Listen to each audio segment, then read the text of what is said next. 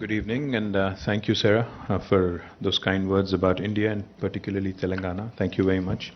My Principal Secretary, Jayesh Ranjan, to all the distinguished gathering here, and to all the members of Australian Consul General's office in Chennai. Thank you very much for this event today. Thank you, to also refer some of our best. Thank you for also referring to some of our best academic institutions, including IIT Hyderabad. Professor Murthy, thank you. Always a pleasure seeing you. Sarah, before I talk about trade, commerce, I think we should talk about cricket as well. We've been doing rather well. I think it was. So I would say, Australia, India, I think we share a lot of things in common, one among which, of course, is cricket. It's a passion, it's a religion in India. And I don't think Indians have ever played better cricket than when we do against Australia. I think one of our own homegrown boys, VVS Lakshman, I think his best innings and some of his best knocks have been in Sydney, have been in Melbourne, have been on the land of in Down Under, and we just take a lot of pride in the way Indians have evolved, especially in cricket over the last few years, and I hope that our dominance over Australian cricket continues, no matter what happens in trade and commerce, no matter what happens in economics. I think it's important for Indians, to feel good about cricket. So thank you. And Sarah, I also wanted to tell you, we are the best city in South India. So since you're in Hyderabad, you mentioned Bangalore and Chennai, which are of course also close to my heart. But I think, not me, but Mercer keeps telling every year from 2015 onwards till now, for the last 5 years in a row, that Hyderabad is a city among all Indian cities, not just South India, as the city with the best quality of living. So therefore, you should seriously consider setting up a consul general right here in our city, because you have the United States, whose consul's office, in fact, issues the largest number of visas in the entire world, not India. In fact, student visas from Hyderabad are the highest in the world for the United States. I'm pretty sure that UK is not very far behind, and we have a shared history with UK, as we both know. So I would suggest very strongly, and I see Michelle here as well, looking after trade, and we had met recently as well. I suggest very strongly that, along with Bangalore, of course, Bangalore is a good city, you also consider and propose to your government to set up a Consul General's office in Hyderabad. I think that would really help. But I'm delighted with what you've just mentioned. I've been a very strong proponent, very strong advocate of one thing. Whenever I meet any investor, any prospective investor, I keep telling them, I keep reminding them that when they talk of India and investments in India, I remind them that there is no one India. This notion of one India is actually a fallacy, because India is a heterogeneous, complex, a very diverse nation. Of course, we are all Indians first, without a question, and then with respect to our sub-identity as a state, and then as a Telugu, etc., etc. But the fact is, when it comes to doing business in India, it depends on which port of entry, which gateway you choose to work or to enter India. For instance, if an Australian firm were to enter India through Hyderabad, their experience would be drastically different compared to entering through another state. I would not want to name names, but most certainly I'll tell you that this would be a very different experience. So the notion of doing business in India will vary from the choice of your destination. So therefore, I've been a very strong proponent that while agreements, while it's also important to have regulations and frameworks with respect to foreign direct investment, what is far more important from an individual investor perspective is the real action when it comes to investing actually is in the hands of a state, because land, power, water, fiscal incentives, manpower, and the day-to-day daily operational issues, all of those lie actually within the domain of a state government, because India is a federal republic, we are a union of states. So therefore, my humble appeal to the Australian government through you, and Australian investor community through you again, is that you need to engage bilaterally, directly with the states. While it's important to be engaged at New Delhi's level, but what's equally important is to actually engage directly, bilaterally with various states, because each state has its own strengths. For example, last state of Telangana has chosen 14 areas as thrust areas for inviting investment. My sister state, Andhra Pradesh, which also falls under you, has a huge coastline, which I do not have, which the state of Telangana does not have. So therefore, our strengths are complementary. We need to figure out who to work with on which front. So that sort of a combination, that sort of a positioning is equally important to understand. More importantly, I'm happy to learn that Telangana has been identified by the Australian government as one of the featured states in this report that you've just shared with us, as an investor-friendly state with which Australian companies can actually do business. When we launched our industrial policy back in 2014, we had kept in mind the apprehensions of international investor community that typically are about investing in a country like India. India is, one of the biggest concerns about investing in India. I'm saying this with Jayesh Ranjan right in front of me, is the proverbial bureaucratic red tape which kind of has bothered, and Jayesh is of course very different, trust me. I've worked with him long enough. I think if every bureaucrat in India was like Jayesh, it would have been a very different India. I mean, that's a different story, but the proverbial red tape that everybody frets about when it comes to doing business in India is something that we had in mind, and that is something that we wanted to address with this policy. So the industrial policy that we brought in 2014 confers upon the investor a right to self-certify, which no state in India will actually offer you. An investor can actually self-certify themselves and as being in compliance with the law of the land, stating explicitly that they will abide and they will basically follow whatever law is that is laid out for an investor into the country and into the state. We are the first state in the country to have introduced this system, meaning that when a company lands, and an Australian company lands in Hyderabad or in Telangana, you can start the construction of your factory on day one without any clearance from the government. You can self-certify and you can start construction on day one. Even in the most well-governed states in India, typically this process of clearances, this process of approvals takes anywhere between 1 to 3 months. In Telangana, we've made it 0. There is no lag time. You can start on day one. Not only does it save on time and cost, it also guarantees a hassle-free experience of working autonomously and anonymously in this state.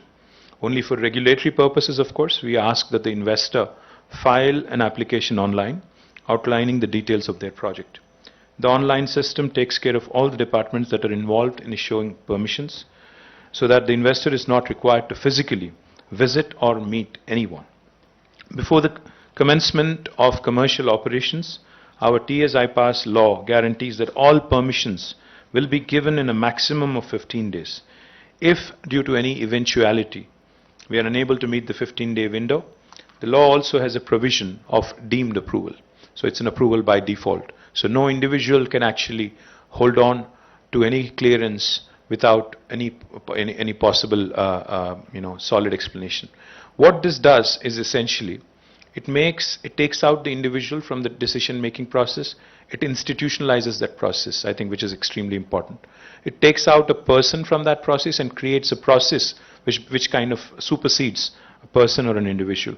So for instance, even if my principal secretary or a commissioner of industries, or even me for that matter, a minister, is shifted to another post, or even if there is a change of guard, what remains is the process. What remains is the institution. I think individuals are temporary, institutions are permanent. That's what we've made a conscious decision around. And let me also add, there's another feature in the law that upholds the government accountable for its promises. In case any official is found to have delayed the approval beyond the time stipulated, which is the 15-day window, he or she is finalized a sum of rupees 1,000 per day for the number of days for the delay. I'm happy to share with you also that the progressive TS-IPAS policy has been implemented successfully in more than 19,000 cases over the last 8 years, bringing almost $35 billion worth of investments, and has created a potential of 1.6 million jobs directly. More than anything else, the most satisfying indicator of all has been the fact that 24% of our investments have been repeat investments. Now this is important because only when, governments are very good at laying the ground rules and inviting new investments, but we tend to forget, once an investor is landed into a state, we tend to forget that they can be our biggest brand ambassadors provided we handle them well.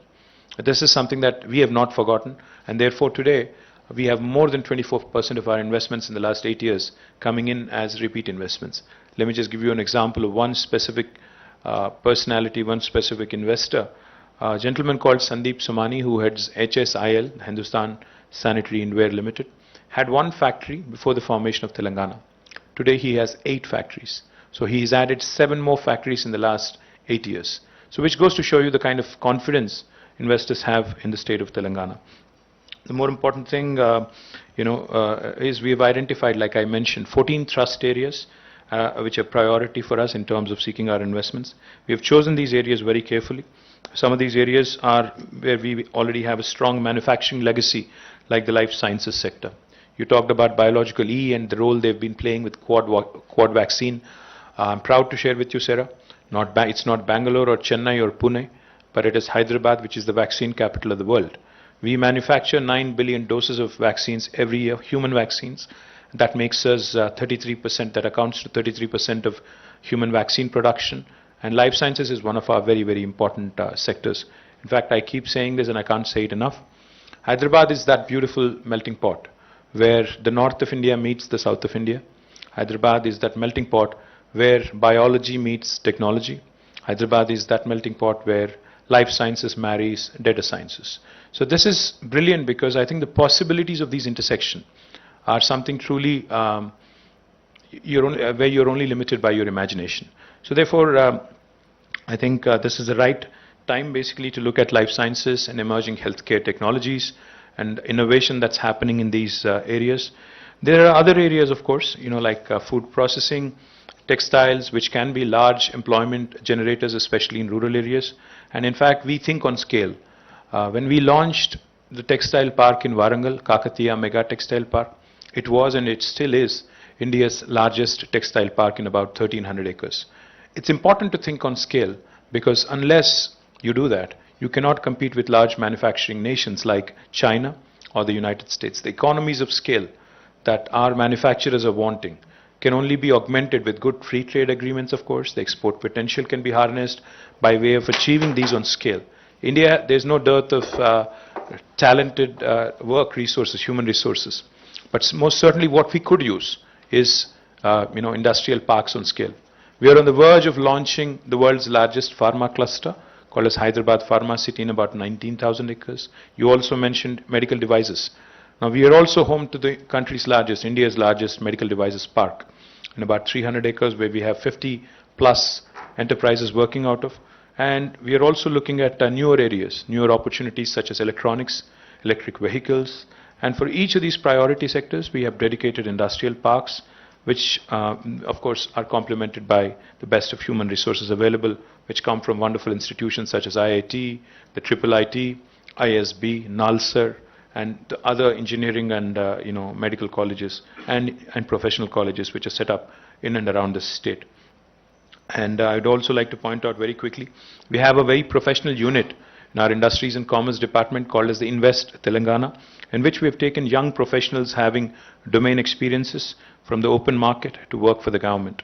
They will handhold any prospective Australian investor who's wanting to invest in India so that they can innovate, incubate and incorporate readily all in our state in Telangana and can use this. The geographical centricity of Hyderabad and Telangana make it an ideal place for you to base out of and create a hub and spoke model where Hyderabad can be the hub and you can reach the entire country, entire 27 other states for your business requirements. And I'm confident that Australian companies will find the journey from their journey in Telangana very rewarding and flourishing.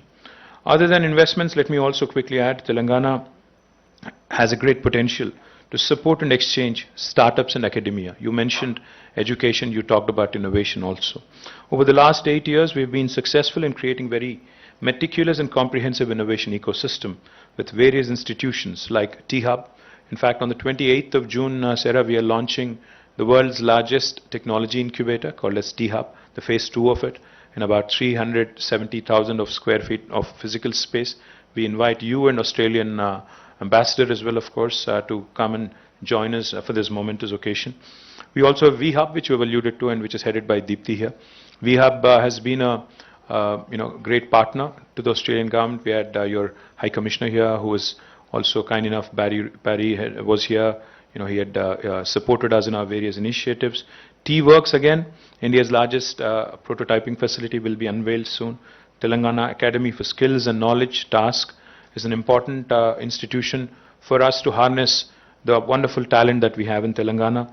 TSIC, the Telangana State Innovation Cell, with the Chief Innovation Officer, is again an enterprise that believes in catching our youngsters at a very young age and grooming them as potential entrepreneurs. Now, RICH is the last institution that I'll mention, Research and Innovation Circle of Hyderabad, which basically tries to bring about a synergy between the academia, the wonderful institutions we have. We have wonderful scientific labs we have in Hyderabad, such as the CCMB, IICT, CFTRI, we have NGRI, we have several others, NIN. All of these, working in tandem with industry is what makes the ecosystem very special. Many young entrepreneurs have received incubation and acceleration support through these institutions, and today they're already, they're ready to deploy products and solutions that can work in Australia quite well as well. Innovation has to be a two-way street. We have to have young innovators from India exploring down under in Australia, and vice versa. We want Australian innovators and youngsters to come to India to explore the large Indian market, and we can facilitate that through the gateway of Telangana. At the same time, like I said, we would love to see more and more collaboration between Australian institutions, academic institutions, and Indian Telangana's brilliant educational institutions. We're working on certain plans to set up a world-class life sciences university. In fact, the last 10 days I was in UK, and I was also in Davos at the World Economic Forum. We've had the privilege of interacting with academicians and top-notch research scholars both at Oxford and King's College in London. In fact, King's College has come forward and they have entered into a memorandum of understanding with us on the Life Sciences University. We already work with Cranfield University of United Kingdom on the aviation ecosystem. So we are always looking for partners who can potentially come forward, partner with the local government here, and establish a truly world-class institution which can offer more and more opportunities to our youngsters. So we look forward again to identify suitable partners from Australia. We've had a preliminary discussion when we were here about 15 days ago with Michelle and a few of your other colleagues who are here from Australia. And I'm once again, of course, looking forward to more and more collaboration on the education front. We are delighted once again, and we thank you. I thank you on behalf of my government for having identified Telangana as a prospective and a state with good potential to do business in India. I would request, of course, you to consider organizing some more webinars for our entrepreneurs, because I see FITAPSI and others among the gathering here. I would request you to work with our team here, our entrepreneurial ecosystem here, to organize more of these events so that they familiarize themselves with the various opportunities in Australia, and look forward to more road shows as well, so that we can actually have our entrepreneurs talk and interact directly with their Australian counterparts. Thank you once again for visiting Hyderabad, but I would rather have you stationed here and open a consul's office. Thank you. Jai Telangana, Jai Hind.